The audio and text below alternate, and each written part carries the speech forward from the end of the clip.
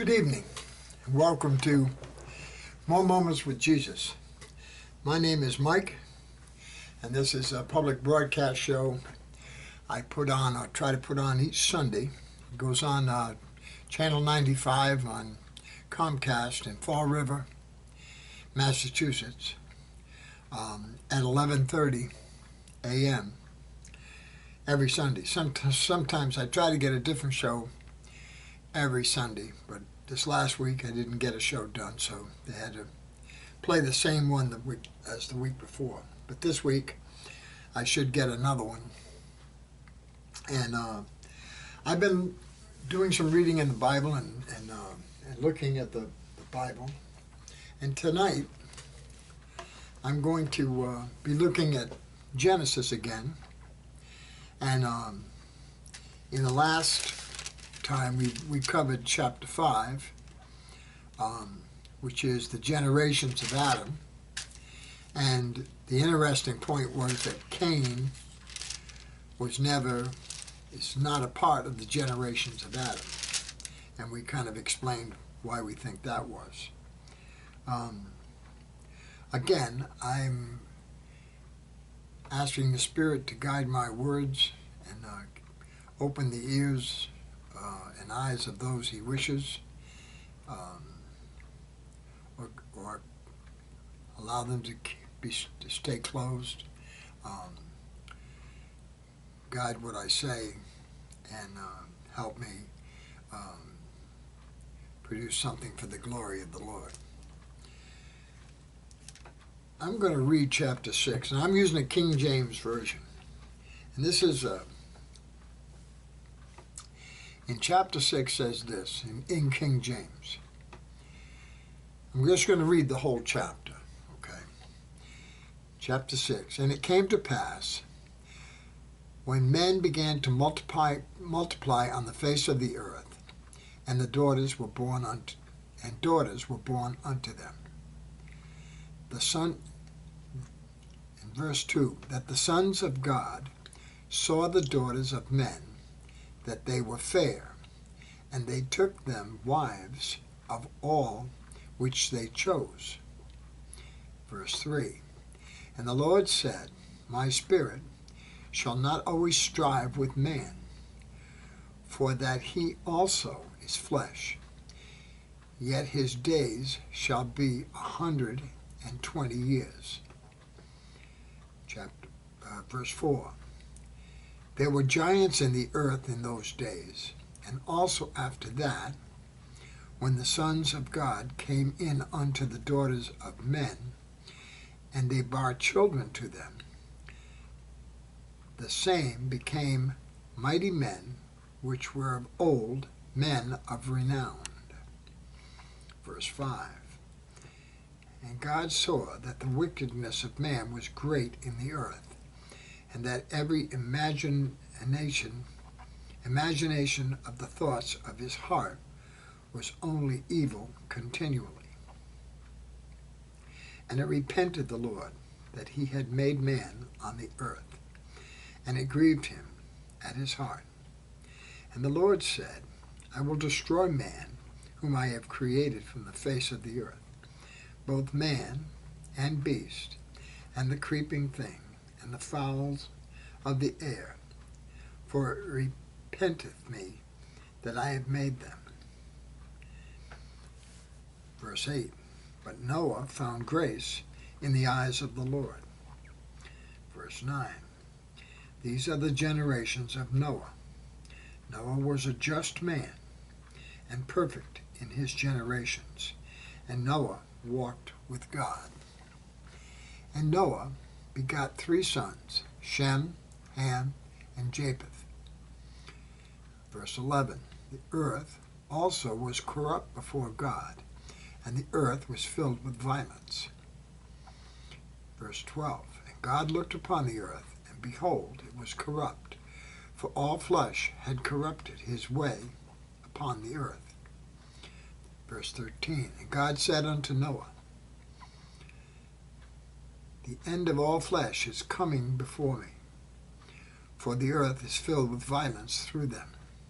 And behold, I will destroy them with the earth. 14, verse 14. Make thee an ark of gopher wood.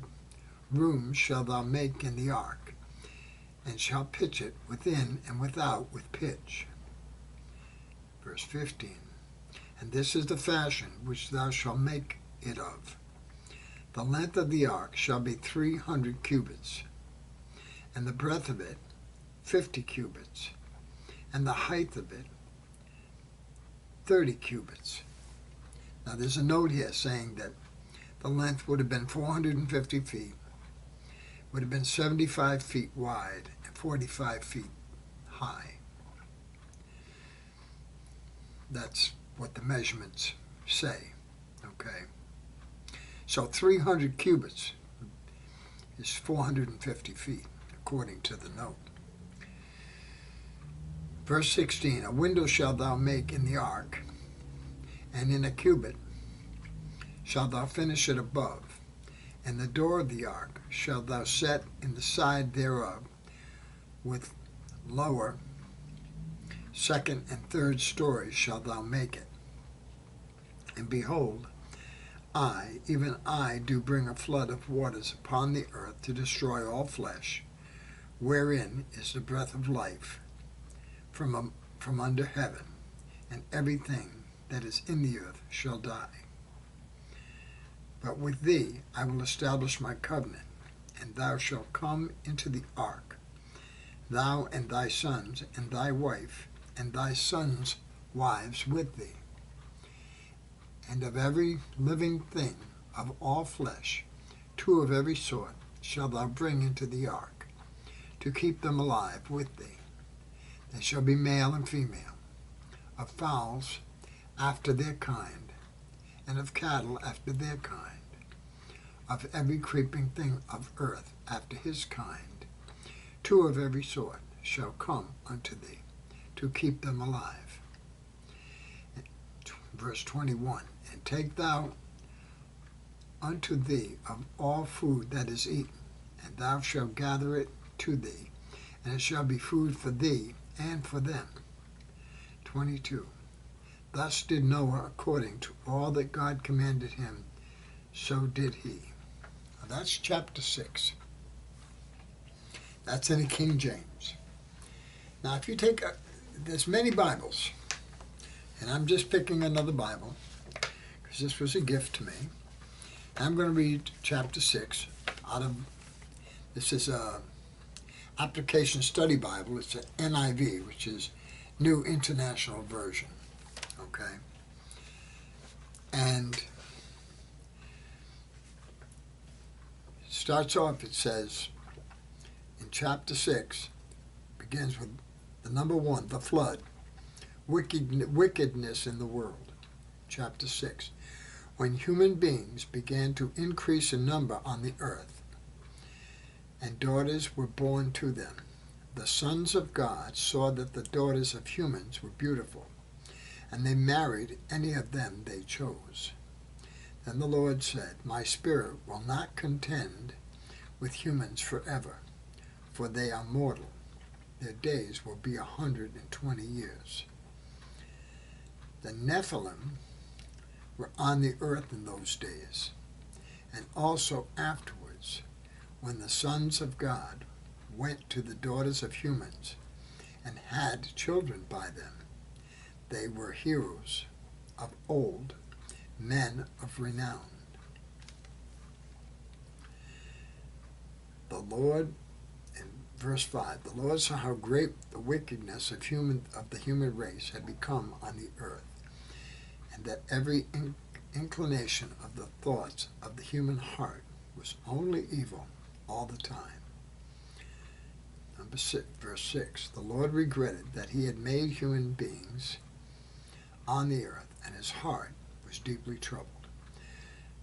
Verse 7, so the Lord said, I will wipe out from the face of the earth the human race I have created, and with them the animals and the birds and the creatures that move along the ground, for I regret that I have made them. But, in verse 8, but Noah found favor in the eyes of the Lord. Noah and the flood. Verse 9, this is the account of Noah and his family. Noah was a righteous man, blameless among the people of his time, and he walked faithfully with God. Verse 10, Noah had 3 sons, Shem, Ham, and Japheth. Verse 11, now the earth was corrupt in God's sight and was full of violence. God saw how corrupt the earth had become, for all the people on earth had corrupted their ways. So God said to Noah, I am going to put an end to all people, for the earth is filled with violence because of them. I am surely going to destroy both them and the earth. So make yourself an ark of cypress wood. Make rooms in it and coat it with pitch, inside and out. This is how you are to build it. The ark is to be 300 cubits long, 50 cubits wide, and 30 cubits high. Make a roof for it, leaving below the roof an opening 1 cubit high all around. Put a door in the side of the ark, and make lower, middle, and upper decks. I am going to bring flood waters on the earth to destroy all life under the heavens, every creature that has the breath of life in it.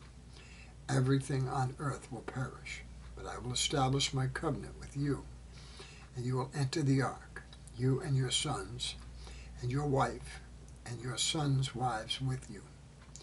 You are to bring into the ark 2 of all living creatures, male and female, to keep them alive with you.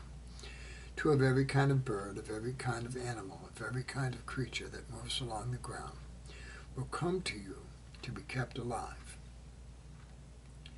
You are to take every kind of food that is to be eaten and store it away as food for you and food for them. Noah did everything just as God commanded him. And that's how now there's no notes in here talking of cubits, okay? Now you could go to a concordance, or actually you could go to, I'm going to go on here.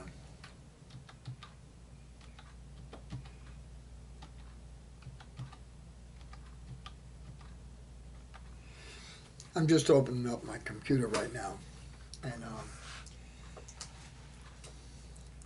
now these are 2 Bibles.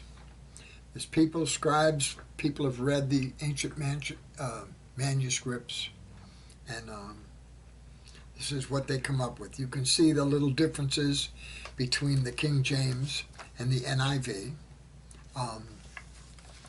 basically saying pretty much the same thing. But in the NIV version, the Nephilim, which were the giants, okay. In the NIV it says the Nephilim were on the earth in those days, okay.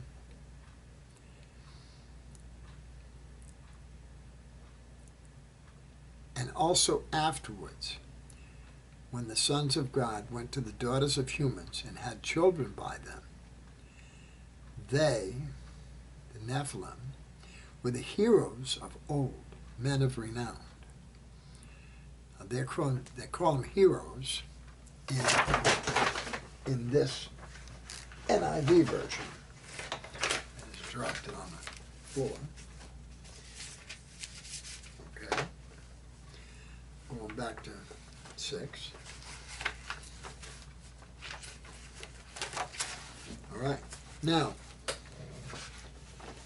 in the King James Version, on 6, it said, on verse 4, there were giants in the earth in those days, and also after that, when the sons of God came in unto the daughters of men, and they bare children to them, the same became mighty men, which were of old, men of renown. Okay? So it doesn't say they were heroes in the King James. The NIV now calls them heroes. Okay? When you think of a hero, you think of something good. Now, I'm going to read a section, and this is a book that's not considered. It was in the Bible at one time. It's the book of Enoch. I believe it was in the Bible. And this Enoch was the one that God took.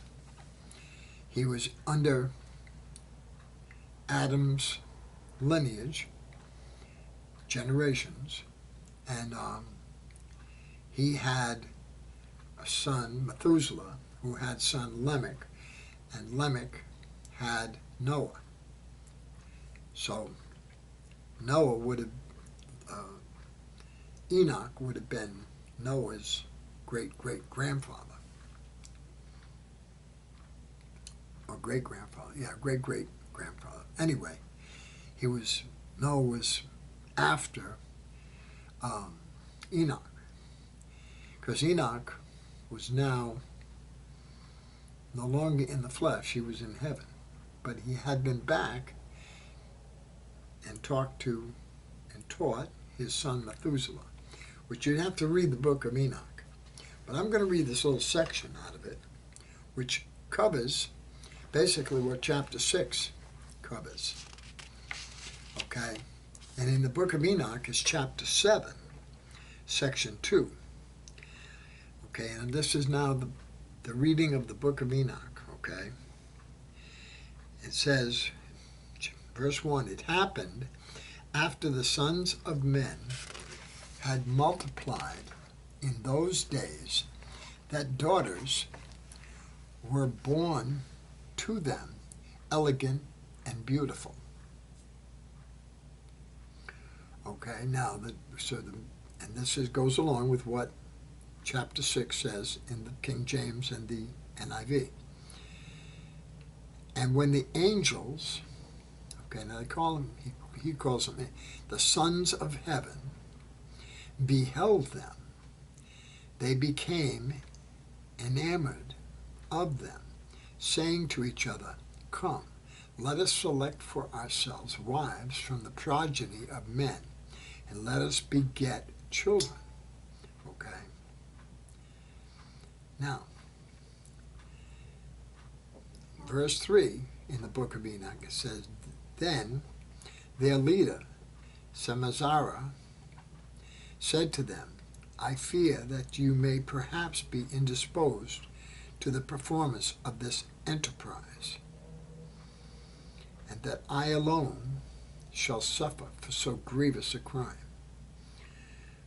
But they answered him and said, we all swear and bind ourselves by mutual execrations that we will not change our intention, but execute our projected undertaking.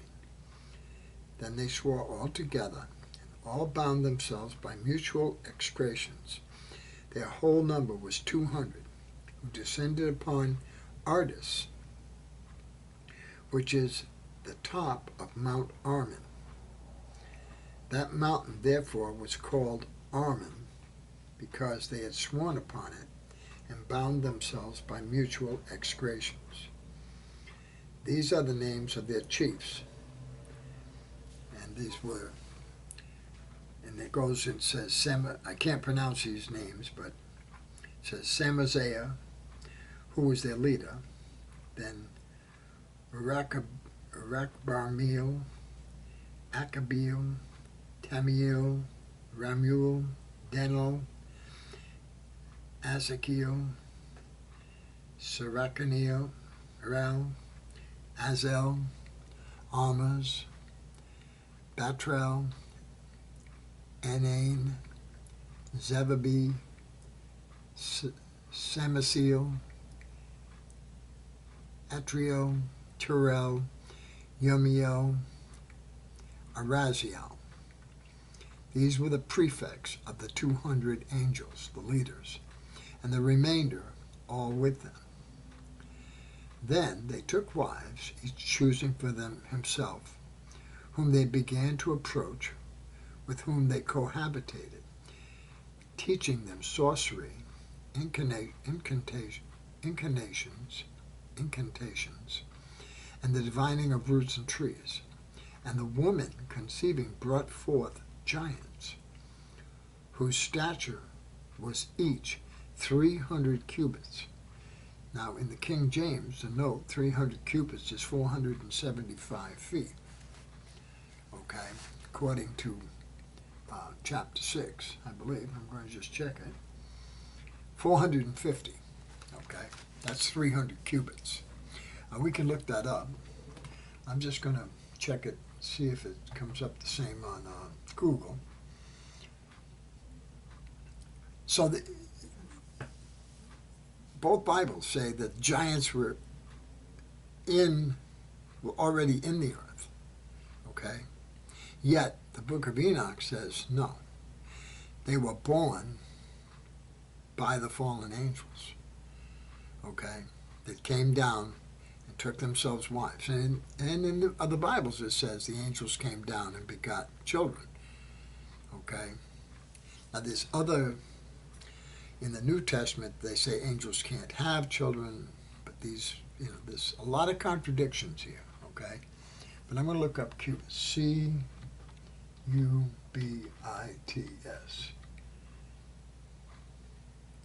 Cubits to feet. Let's see if that comes up.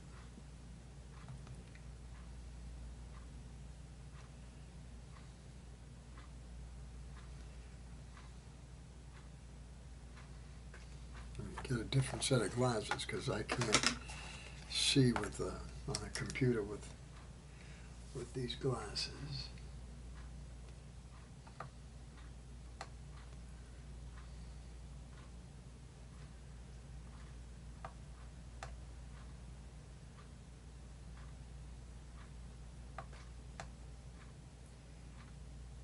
Cubit.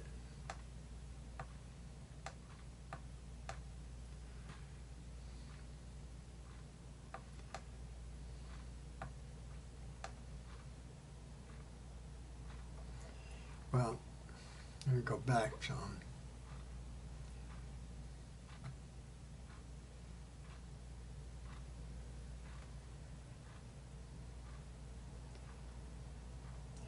It says cubit is an ancient measure of length, approximately equal to the length of a forearm. It was typically about 18 inches or 44 centimeters, though there was a long cubit of about 21 inches or 52 centimeters. Okay. Let's see if there's a thing right here where I can bring it down.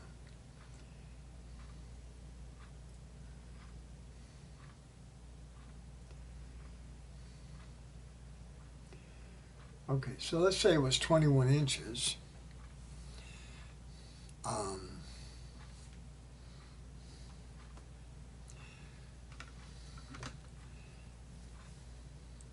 Let's just say it was the long part, 21, 300 cubits.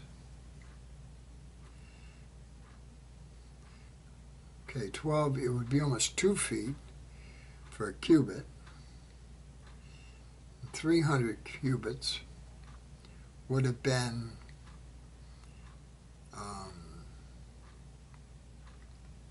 that was 2 foot for,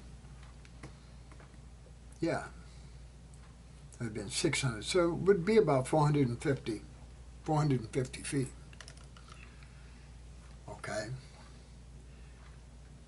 So in the book of Enoch, it says that the giants were 300 cubits. Okay. Let me see, I'm trying to find where it's setting it.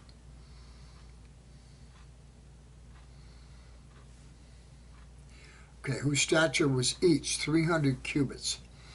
They devoured all which the labor of men produced, until it became impossible to feed them, when they turned themselves against men in order to devour them. and began to injure birds, beasts, reptiles, and fishes, to eat their flesh one after another, and drink their blood. Then the earth reproved the unrighteous. Okay. Now, and if you go on a little bit further, it says, and men being destroyed cried out, their voices reached to heaven. Okay. This is in the book of Enoch. Now, the flood, we were always taught growing up that the flood, and in these chapters, destroyed everything. Everything was destroyed. But if you, in the book of Enoch, if you get on a little bit further, you have to, goes up a little bit here. Okay. Okay. Now, I've jumped, that was back to, that was way back in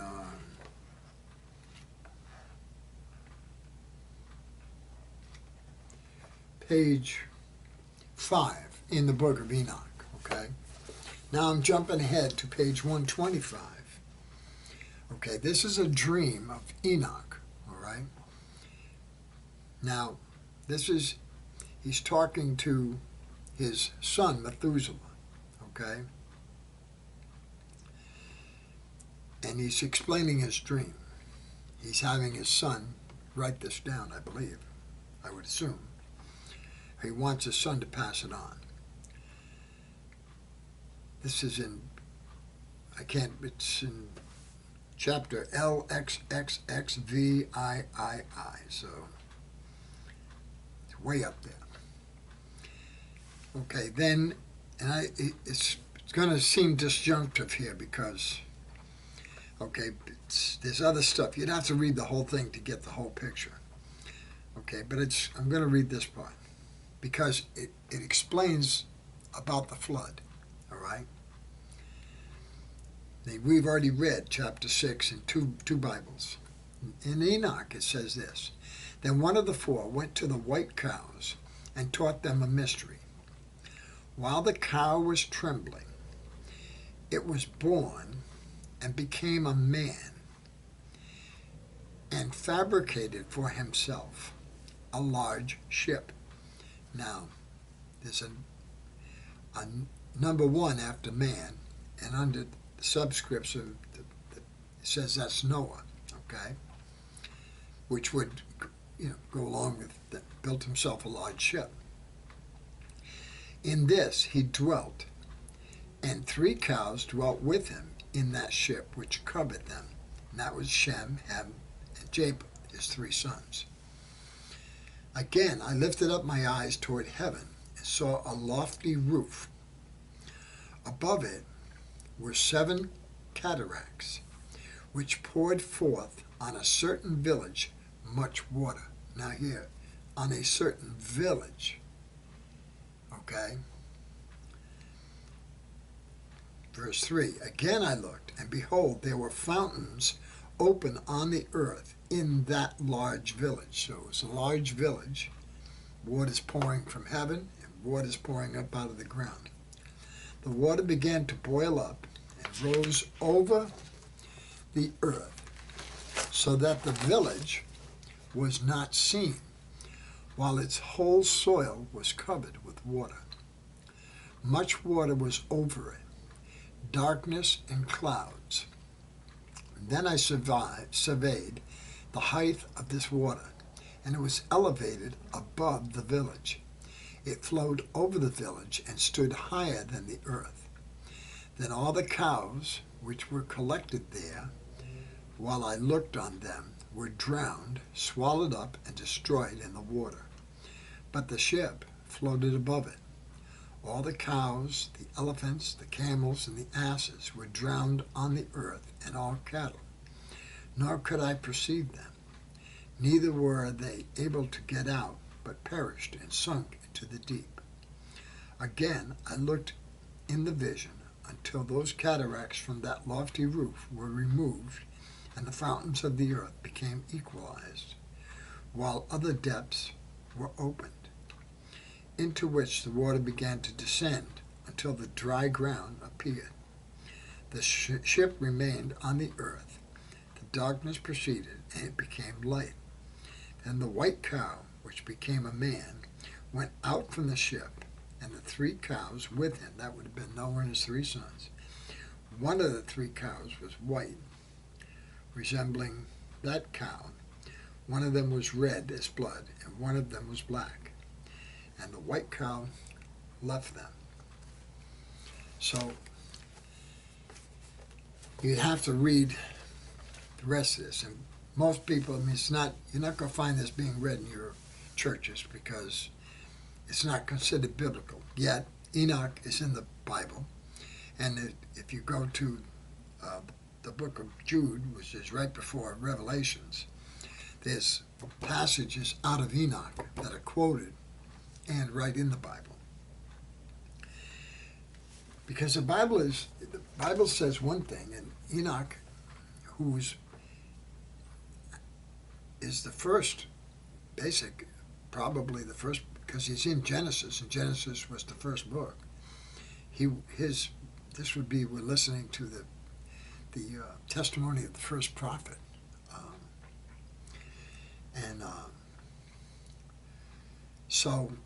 And the giants, they say there were giants in the earth in those days. And also after that. So they're saying the giants were here already. But that's not what Enoch says. Enoch said the angels came down, mated with the women of men, the wives, the women of men, children of men, the female children, and they gave birth to the giants. So this is, if you look at this, it's very hard to understand why this would be taken out and why people wouldn't be taught this. There's a section in that book of Enoch that states that Enoch told his son Methuselah that this was to be passed on to all generations, okay, which from Genesis all the way through Exodus, Leviticus, all of them, Numbers, Deuteronomy, all that, they would have read Enoch's testimony, okay? And why it got changed to read differently in the Bible, thousands of years later, somebody interpreted the writings, and there's a section in Enoch also where it speaks of the angels that came down. If you go all the way back to the beginning, see if I can find.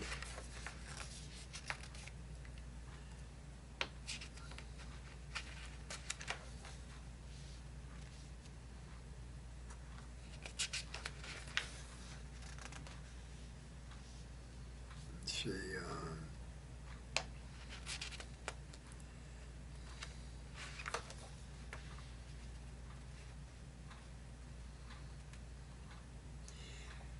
Okay, I'm not going to be able to find it word for word, but what it says in here, in the book of Enoch now, it says that when these angels descended to earth and took them wives and had children by them, they taught them how to use pen and ink and paper. And this is where writing, according to Enoch's testimony, came from. And this is how the confusion began, because men are trying to interpret to obtain their own salvation. And really, there was no people in Genesis, they didn't have a Bible to read, but they would have had from Methuselah into Noah, okay, they would have had Enoch's testimony to read. And it reads, if you read it, it's very, it's, Enoch was called, Yahweh is God the Father, and Yahweh calls him his scribe, his righteous scribe. So Enoch was pretty much above all of us. And so he was to write down what was to be written. But man, because as you read it, and like some of the stuff I see, well, angels can't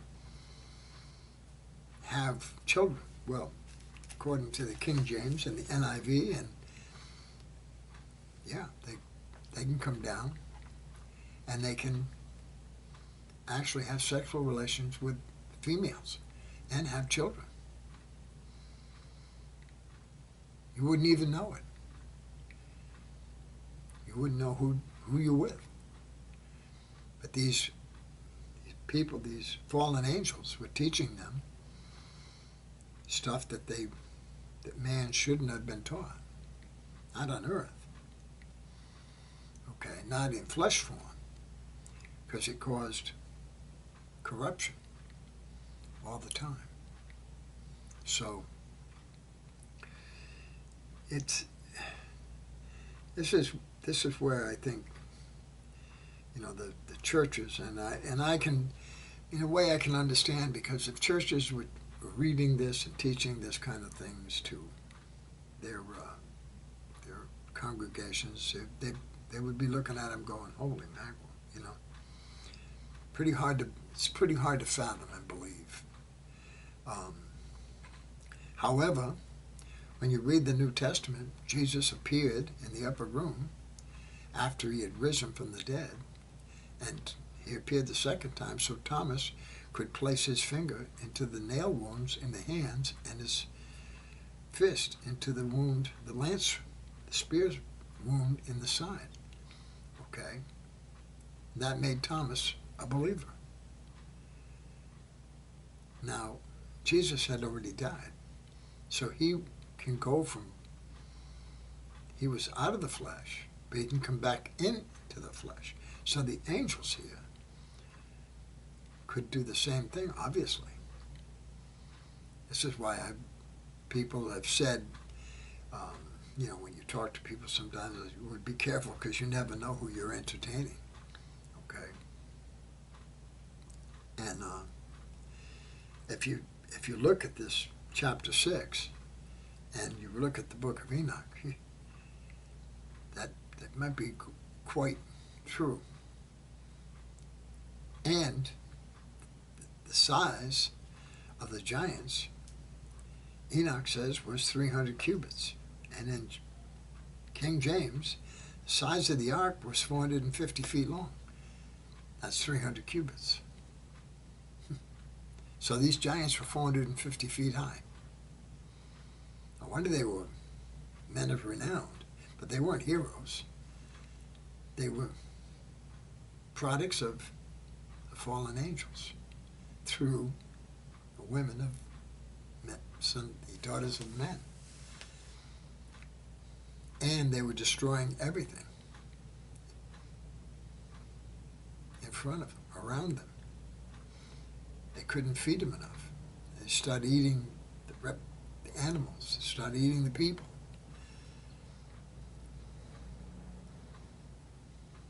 So, kind of interesting to think about. Most people say, well, you shouldn't, maybe you shouldn't think about it. But I think people shouldn't be afraid of the truth. And, I can't say it's the actual, all the Bible, the two different Bibles, and yet they all contradict.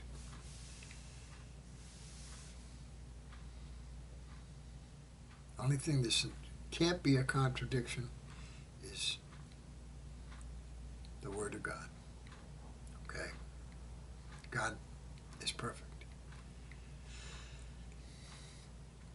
we just strive to be in his presence and listen to him and let him guide us, we'll be okay. Okay? There's more people. In fact, I don't know how much, I'm going to look into, see chapter 7 next time, because it's going on. But, you can download, you can go online. If you've got a computer, you could go to the library. I'm sure they have a copy of the Book of Enoch. It's a PDF. You can download it right to your home, and you can read it. And you can find these passages in the Bibles. I don't know what Bible you're using, King James or the NIV or this others. The WEB, I think it's World something Bible. They use the name Yahweh for God. That's his name. But in King James, that was changed or left out, and they just call him God because God is a pagan term, can mean anything. Lots of different gods. I mean, today's world, the flesh life, we got all kinds of gods out there. People are using cell phones, technology, food, drugs, sex, everything. All kinds of. You can find golf. I mean, stuff that you wouldn't think can be just as addicting. All of it takes you away from what? Takes you away from spending time with the Lord, spending time with Yahweh. So you need to spend your time with Yahweh. He's the one that will teach you. He's the one that will forgive you. His love is unconditional. His presence is always with us. It has been from the beginning of time. He never left. We left him. That was the fall in the garden. In disobedience. That was our original parents, Adam and Eve.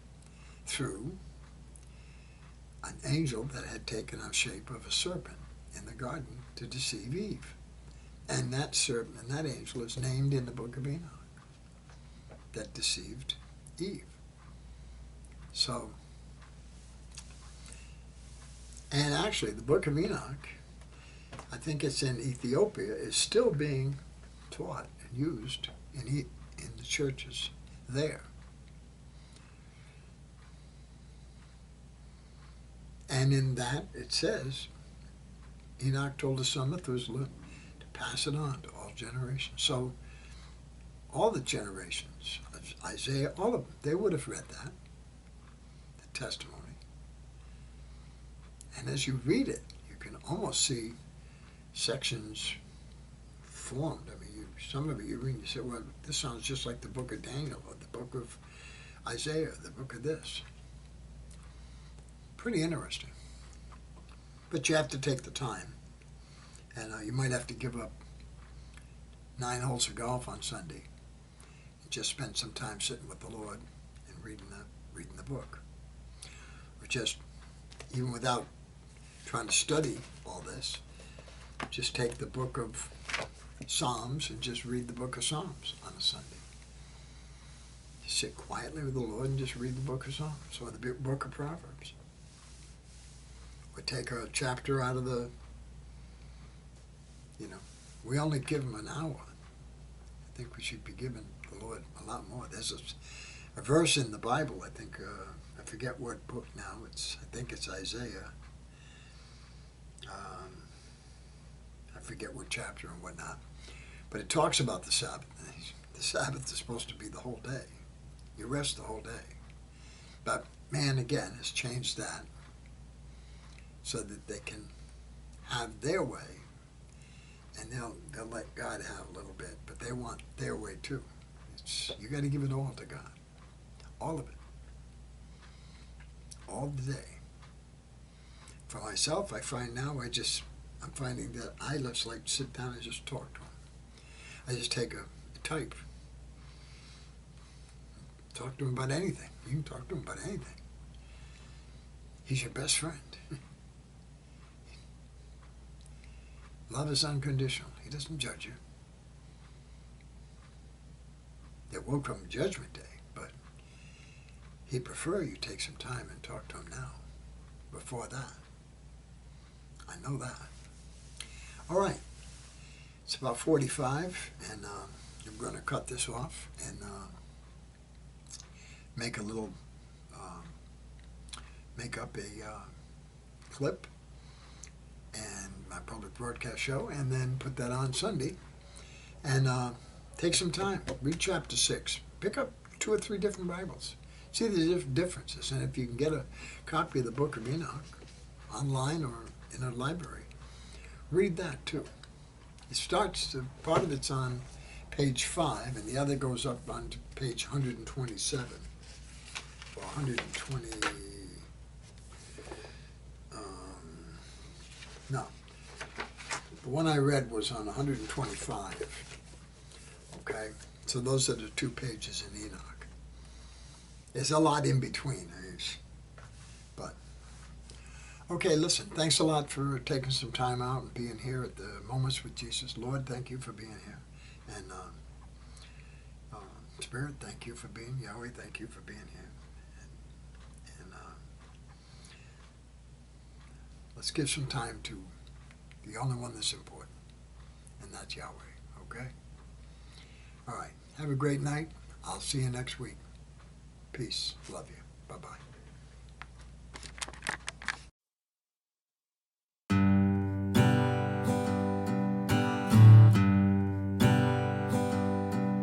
My shepherd will supply my need. The Lord God is his name. Pastures fresh, he makes me feed beside the living stream. He brings my wandering spirit back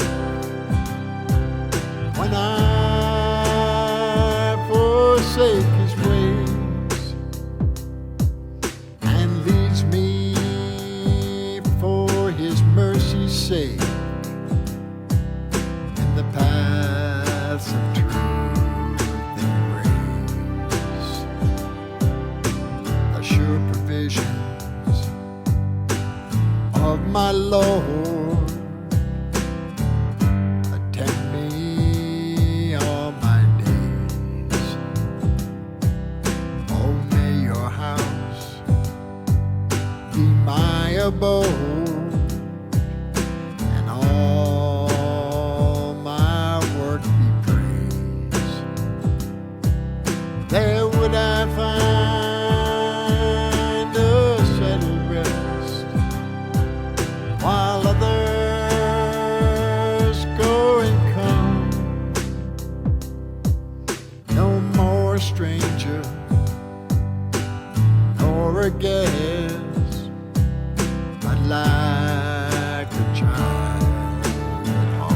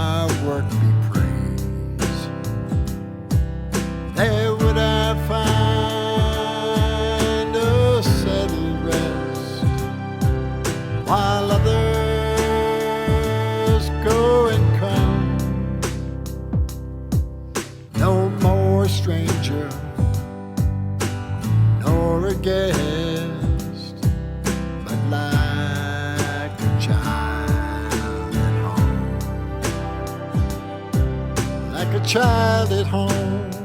Yes, Lord, just like a child at home. You told us, become like little children if you want to enter into the kingdom of heaven. We need to do that, Lord, but we need one thing more. We need your help to do that for us.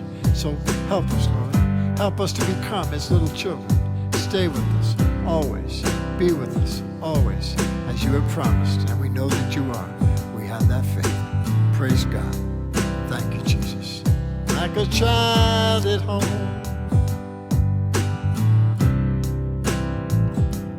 Like a child at home.